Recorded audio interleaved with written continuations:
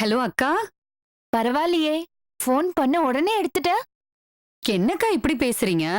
நீங்க ஃபோன் பண்ணி நான் எப்ப எடுக்காம இருந்திருக்கேன்? நான் ஃபோன் பண்ணா எடுக்கிற, ஆனா நீ ஃபோன் பண்ணவே மாட்டேங்கிறியே. எப்படியோ அவர் என்கிட்ட வந்துருவாருங்கிற நம்பிக்கை இருக்கு. அதான் வேலையை பார்த்துட்டு டென்ஷன் ஆகாம நான் பாட்டுக்கு அமைதியா இருக்கேன். இங்க என்ன நடக்குதுன்னு தெரியாம நீ அமைதியா இருக்க. என்னாச்சுக்கா? ஏதாவது பிரச்சனையா? எனக்கு ஒரு பிரச்சனையும் இல்ல, உனக்கு தான் பிரச்சனை. வேதவல்லிக்கும் நாகராஜுக்கும் ரிசப்ஷன் நடக்க போகுது. என்னக்கா சொல்றீங்க? வேதவல்லி எனக்கு பிடிக்கல, வேதவல்லியோட வாழ மாட்டேன், அது இதுன்னு நாகராஜ் என்னதான் சொன்னாலும் நீ நம்பவே நம்பாத. மல்லிகா, இது அழற நேரம் இல்ல, நீ அலர்ட்டா இருக்க வேண்டிய நேரம். என்னால இனிமே என்னக்கா பண்ண முடியும்? அப்போ அவர் ரிசப்ஷனுக்கு சம்மதிச்சிட்டாரா? சம்மதிக்காம அவன் அப்பா சொல்ற பேச்ச மீறவே மாட்டான். வேதவலிக்கு தாலி கட்டுன்னு அப்பா சொன்னாரு, உடனே கட்டிட்டான். வேதவலி சொல்றபடி கேட்டு நடந்துக்கன்னு சொன்னாரு, அப்படியே நடந்துட்டு இருக்கான். மல்லிகா, முதல்ல அழறத நிப்பாட்டு. வேதவல்லி கூட சந்தோஷமா வாழ்ந்துகிட்டு என்கிட்ட எதுக்கு நடிக்கணும்? என் மனசுல எதுக்கு ஆசையை வளர்க்கணும்? எனக்கு யாரும் இல்ல, கேட்க நாதியே இல்லன்னு நினைச்சிட்டாரா? அவன் எப்படி வேணா நினைக்கட்டும், நீ அழுது மூலையில ஒடுங்கி இருக்காம உன் வாழ்க்கைய தீர்மானிக்கிற முடிவு எடுக்கணும். என்னால என்னக்கா பண்ண முடியும்? உன்னால எது வேணாலும் பண்ண முடியும். நேரா ரிசப்ஷன் நடக்கிற இடத்துக்கு வா. உனக்கும் நாகராஜுக்கும் இருந்த உறவை பத்தி சொல்லு. அவன் பேசினத சொல்லு, ஆசை காட்டினத சொல்லு, வீட்டுக்கு வந்தத, உன் பக்கத்துல இருந்தத, வேதவலிய விருப்பம் இல்லாம கல்யாணம் பண்ணிக்கிட்டத, அவளோட வாழ போறது இல்லைன்னு சொன்னத எல்லாத்தையும் சபையில சொல்லு. என் மாமனாரு நல்லவரு, நியாயமானவரு, நீ சொல்றத அவரு கேப்பாரு, விசாரிப்பாரு.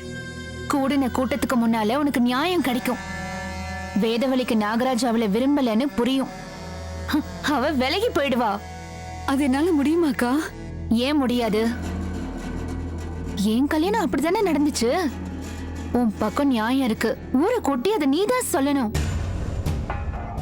வாழ்க்கையில உனக்கு கிடைச்சிருக்கிற கடைசி சந்தர்ப்பம் இது, விட்டுடாத மல்லிகா. என்ன பேசணும், எப்படி பேசணும்னு நான் சொல்லிட்டேன். இனிமே எல்லாம் உன்னோட சாமர்த்தியம் மல்லிகா. உன்னோட வாழ்க்கை உன் கையில தான் இருக்கு. ஹலோ,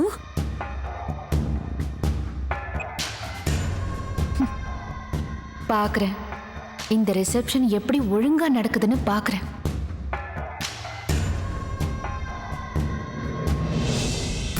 வாழ்க்கையில உனக்கு கிடைச்சிருக்கிற கடைசி சந்தர்ப்பம் இது, விட்டுடாத மல்லிகா. இனிமே எல்லாம் உன்னோட சாமர்த்தியம் மல்லிகா. உன்னோட வாழ்க்கை உன் கையில தான் இருக்கு. இந்தாடி மோரு. எனக்கு வேண்டாம். ஏய், காலையில இருந்து ஒண்ணும் சாப்பிடாம இருக்க, இதையாவது குடி. வேண்டாம்னு சொல்றேன்ல. அவங்கிட்ட இருக்க கோபத்தை ஏன் மேல காமிக்கிறியா? எப்படியோ தொலை. அடுத்தபடியா என்னோட 2வது மகன் mister and missus Nagarajan. Nagaraj, Vedavalli மேடைக்கு வாங்க.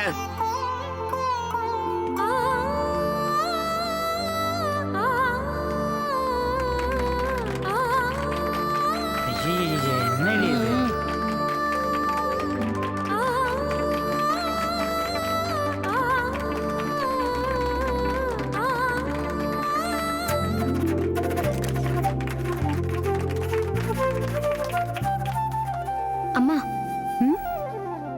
மாடர்ன் ட்ரெஸ்ல அக்கா சூப்பரா இருக்கால.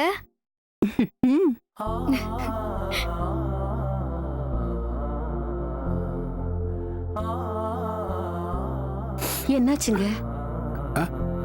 ஒண்ணு இல்லம்மா, சந்தோஷம். ஏங்க, இவங்க 2 பேருக்கு இந்த Dress நல்லாவே இல்லல்ல. பட்டிக்காட்டான் பஃபூன் வேஷம் போட்ட மாதிரி இருக்கு. வயிற்றெரிச்சல். எது? ஏசி சரியா ஒர்க் பண்ணலையா, அதான் எரியுதுன்னு சொன்னேன். இந்த மேடை தம்பதிகளுக்குன்னு ஸ்பெஷலா ஏற்பாடு பண்ண மேடை இருந்தா கூட அந்த குவாலிஃபிகேஷன் இல்லாத என்னோட 3வது மகன் பேச்சுலர் நட்ராஜ், அவனையும் உங்களுக்கு அறிமுகப்படுத்துறேன். வேடாக்கண்ணா, மேடைக்கு வா.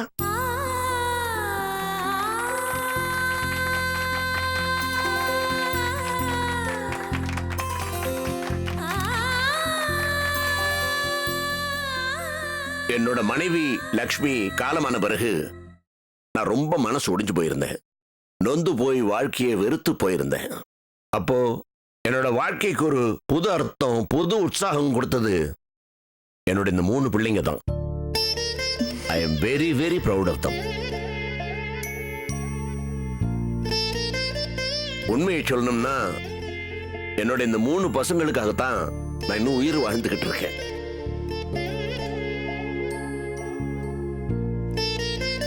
என்னோட மூத்த பையன் சுந்தர் என்னோட வியாபாரத்துல ஆரம்பத்திலிருந்தே என்னோட இருந்து உறுதுணையா இருந்திருக்கிறான். பல விஷயங்களை சீக்கிரமே ரொம்ப திறமையா கத்துக்கிட்டு இருக்கிறான். என்னோட பழைய பிசினஸ் ஃப்ரெண்ட்ஸ், புது பிசினஸ் ஃப்ரெண்ட்ஸ் எல்லாருமே அவன் மேல ரொம்ப இம்ப்ரெஸ் ஆகி என்கிட்ட சொல்லுவாங்க, பார்த்துக்கிட்டே இருங்க, உங்க பையன் சுந்தர் பிற்காலத்துல உங்களை விட பெரிய பிசினஸ் மேனா வருவான்னு. அவனை நினைச்சு நான் ரொம்ப பெருமைப்படுறேன். தேங்க்ஸ்பா. தேங்க்ஸ் கல்பனா. அடுத்ததா என் 2வது பையன் நாகராஜ். அவனை பத்தி ஒரு முக்கியமான விஷயம் உங்ககிட்ட நான் சொல்லியே ஆகணும். ஐயோ, ஏங்க இந்த குடிகாரனை பத்தி என்ன சொல்ல போறாரு? குடியும் குடித்தனமா இருக்கான்னு சொல்லுவாரு. வெயிட் பண்ணு, சொல்லதானே போறாரு. எல்லா தகப்பனுக்குமே அவனோட பிள்ளைங்க அவன் சொல்ல தட்டாம அவன் பேச்சை கேட்டு நடந்தா அது ஒரு தனி ஆனந்தத்தை கொடுக்கும். அந்த மாதிரி ஒரு பெரிய ஆனந்தத்தை இந்த பையன் நாகராஜா எனக்கு கொடுத்திருக்கிறான். ரொம்ப ரொம்ப இக்கட்டான ஒரு சூழ்நிலை, யாருமே சிந்திச்சு பார்க்க முடியாத ஒரு சூழ்நிலை. அந்த ஒரு இக்கட்டான சூழ்நிலையில இந்த பையன் நாகராஜனுக்கு நான் ஒரு வேண்டுகோள் வச்சேன். அவன் பொசிஷன்ல வேற ஒரு பையன் இருந்திருந்தான்னா வேலையை பாருங்கப்பா என்னால ஆகாதுன்னு சொல்லிட்டு போயிருப்பான். ஆனா இவன் அப்படி செய்யல. அந்த நிர்பந்தத்தை புரிஞ்சுக்கிட்டு, என்னோட சங்கடத்தை புரிஞ்சுக்கிட்டு, நான் என்ன சொன்னேனோ அதுக்கு மறுபேச்சே பேசாம உடனே அதை நிறைவேற்றி வச்சான். இது எந்த மகனுமே எந்த தகப்பனுக்குமே செய்திருக்க முடியாத ஒரு உதவி. நாகராஜா, அப்பா உனக்கு ரொம்ப நன்றி கடன்பட்டிருக்கேன்டா. ஐயோ அப்பா, என்னப்பா? இதெல்லாம் நம்ம வானத்தை போல படத்திலேயே பார்த்தாச்சு. இப்போ வந்து மொக்க போட்டுட்டு இருக்காரு. நான் இதெல்லாம் அன்பு சகோதரர்கள் படத்திலேயே பார்த்தாச்சு. I'm really proud of you, கண்ணா. மாமா, ரொம்ப ஃபீலிங்ஸை கொட்டாதீங்க. உங்க பிள்ளையோட வண்டவாளம் என்னன்னு மல்லிகான்னு ஒருத்தி வந்து புட்டு புட்டு வைக்க போறா. பார்த்துக்கிட்டே இருங்க.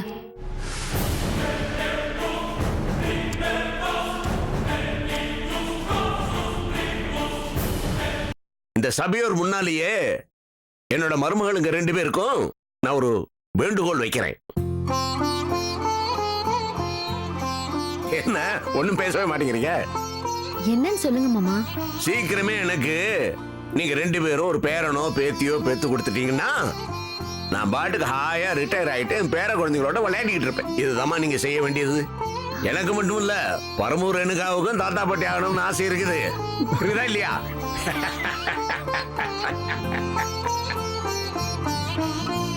என்ன ஒண்ணும் பேசவே மாட்டேங்கிறீங்க? கண்டிப்பா மாமா, சீக்கிரமே உங்களை ரிட்டையர்ட் ஆக்கிடுறோம். அப்படி இதைத்தான் நான் கேட்டுக்கிட்டு இருந்தேன். இந்த நேரத்துல என்னோட உயிருக்கு உயிரான நண்பன் தன் மகள் வேதவல்லியை எனக்கு மருமகள் ஆக்கி என்னை கௌரவப்படுத்தின பரமுங்கிற பரமேஸ்வரனை மேடைக்கு அழைச்சு உங்களுக்கு எல்லாம் அறிமுகப்படுத்தலைன்னா இந்த விழா நிறைவு பெறாது. Paramu, please come up. நானா? வாப்பா, உள்ளத்தான் வா வா, வந்து 4 வார்த்தை பேசு. டேய், இல்லடா. எங்க போங்க.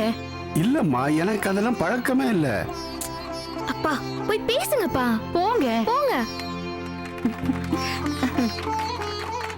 வேதவழி அப்பனுக்கு மட்டும் அவ்வளோ மரியாதையா? இது எல்லாத்துக்கும் சேர்த்துதான் ஒரு பெரிய ஆப்பு வச்சிருக்கேன்.